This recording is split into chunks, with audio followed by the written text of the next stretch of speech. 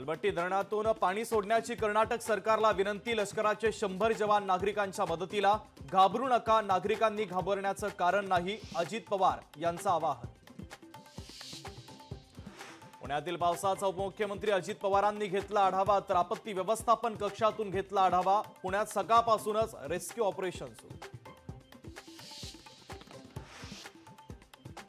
खडकवासला धरणामध्ये 35,000 क्युसेक पाणी सोडलं जाणार, तर दुपारी 4च्या दरम्यान पाणी सोडलं जाणार।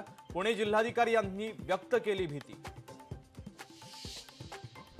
चिखली गावात पंचगंगेच्या पुराचा वेढा। गावातील 70% लोकांचं स्थलांतर, तर 30% लोकांचं अद्यापही स्थलांतर बाकी। रायगड जिल्ह्यामध्ये मुसळधार पाऊस सुरू, तर जोरदार पावसामुळे सावित्री नदीच्या पाणी पातळीमध्ये वाढ, तर जिल्ह्यातील सर्व शाळांना सुट्टी जाहीर। अमरनाथमधील वालधुनी नदीच्या पाणी पातळीमध्ये वाढ। हुल्लडबाज तरुणांकडून नदीत उडी मारून स्टंटबाजी करण्याचा प्रयत्न। आंबेगावच्या कुंभेवाडी घाटामध्ये दरड कोसळली, तर 3 गावांकडे जाणारा रस्ता बंद। अधिकाऱ्यांची घटनास्थळी पाहणी।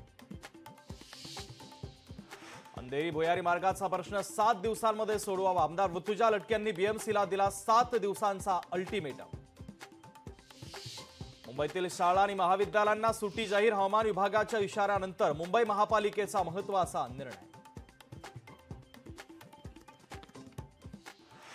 मिठी नदी धोकादायक पातळीच्या जवळ। कुर्लाजवळील क्रांतीनगर वसाहतींना सतर्कतेचा इशारा। पानशेत घोल रस्त्यावर डोंगराचा काही भाग कोसळला। प्लांटिंगसाठी केलेल्या खोदकामामुळे डोंगराचा भाग कोसळला, तर डोंगराचा भाग कोसळल्यानं रस्ता वाहतुकीसाठी बंद। मुंबई सकाळपासूनच मुसळधार पाऊस। कुलाबा येथील ताज हॉटेल समोरील रस्त्यांवर समुद्रातील लाटांचं पाणी आल्याचा प्रकार।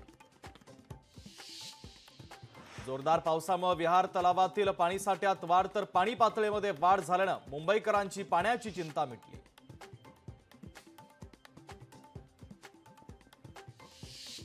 कर्जतमध्ये जोरदार पावसाची हजेरी। मुसळधार पावसामुळे 25 गावांचा संपर्क तुटला, तर जोरदार पावसानं उल्हास नदीला पूर। मुंबईला पाणीपुरवठा करणारे मोडक सागर धरण भरले। धरण भरल्यानं 2 स्वयंचलित दरवाजे उघडले। कोयना धरणाच्या पाणलोट क्षेत्रामध्ये पावसाचा जोर वाढला। धरणात एकूण 75.26 टीएमसी पाणीसाठा जमा, तर मुसळधार पावसानं धरणात मोठ्या प्रमाणात पाण्याची आवक अद्यापही सुरूच। नाशिक जिल्ह्यामध्ये 3 दिवसांपासून संततधार पाऊस। संततधार पावसानं जिल्ह्यातील धरणांच्या पाणी पातळीमध्ये वाढ। गंगापूर 49%, तर दारणा 75% भरलं। रत्नागिरीसाठी पावसाचा ऑरेंज अलर्ट, तर किनारपट्टीच्या भागात ताशी 55 ते 60 किलोमीटर वाऱ्याचा वेग। यवतमाळ जिल्ह्यामध्ये आठवड्यात 2 वेळा अतिवृष्टी। जिल्ह्यात 25 महसूल मंडळांमध्ये अतिवृष्टी, तर पिकांना कीड रोगाचा धोका।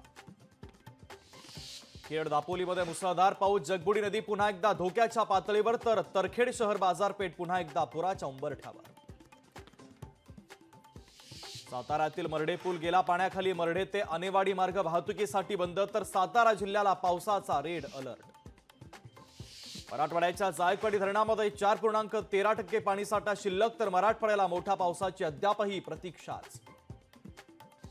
मनमाड बाजार समितीमध्ये सलग दुसऱ्या दिवशी कांदा लिलाव ठप्प। व्यापारी आणि माथाडी कामगारांमध्ये वाद झाल्यानं लिलाव ठप्पच। लोकशाही मराठी ऐका, पहा, जागरूक रहा।